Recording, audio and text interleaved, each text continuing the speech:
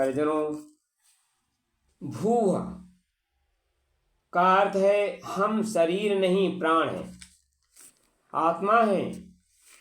शरीर की प्रधानता देना, आत्मा की उपेक्षा करना, यह भौतिकवाद है।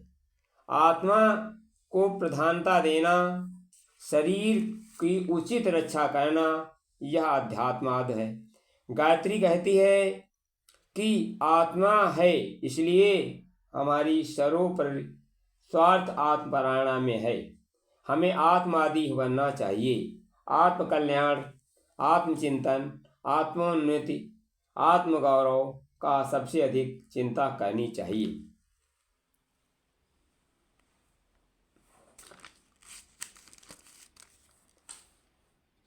भूः का अर्थ है हमें कर्मयोग का संदेश देना है, क्योंकि इसी आधार पर समस्त प्रकार के दुखों का से छुटकारा पाया जा सकता है।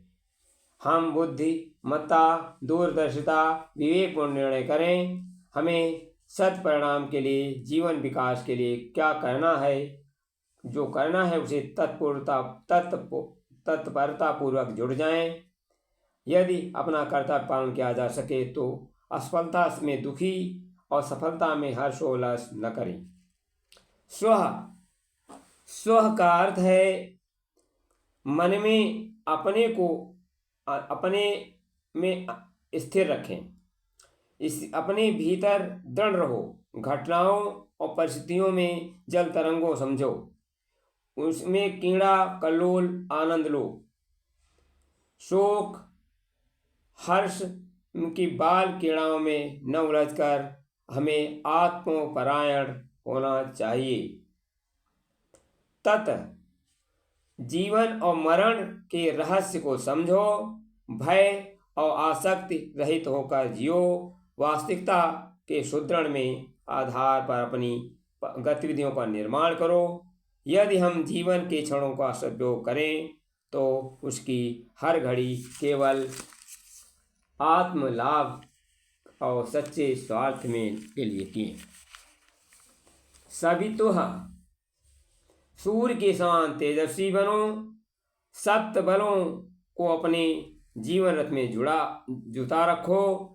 अपने भाग्य के अपनी परिस्थितियों का निर्माता स्वयं बनो। शरीर बल, बुद्धि बल, विद्या बल, धन बल, संगठन बल, चरित्र बल, आत्मबल, ये 7 बल जीवन में प्रकाशित और प्रतिष्ठित, संपन्न, सस्थिर बनाने का आवश्यक है। मेरे मित्रों, वरेण्यम, हम अनिष्ट को छोड़कर श्रेष्ठ चिंतन करें।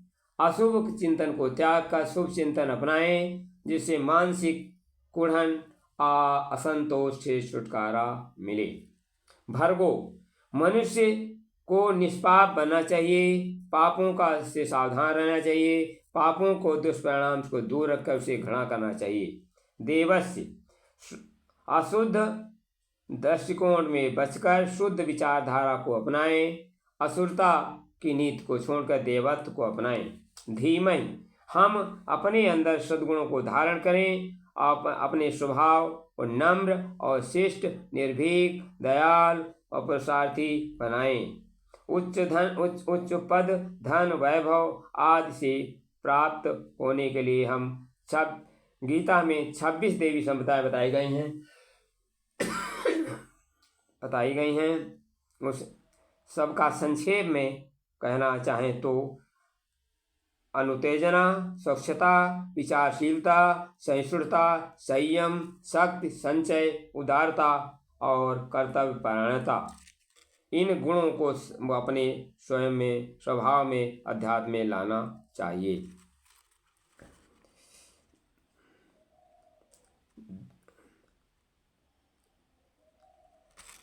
धियो, किसी भी पुस्तक में व्यक्ति की उपेक्षा विवेक महत्व अधिक है, इसलिए जो बात बुद्ध संगत हो, उसे विवेक संबद्ध हो, उसे योग्य हो, उचित हो, केवल उसी का ग्रहण करें।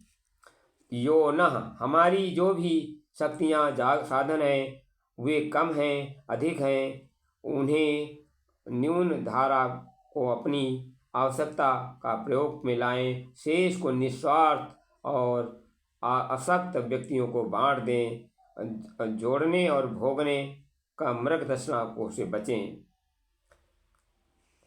प्रचोदयात, हे भगवान, आप हमें प्रेरणा दें कि हमारी बुद्धि प्रेरित कीजिए, और जब बुद्धि की प्रेरणा उत्पन्न हो सके तो सारे धन वैभव पैरों तले स्वयं लौटेंगे।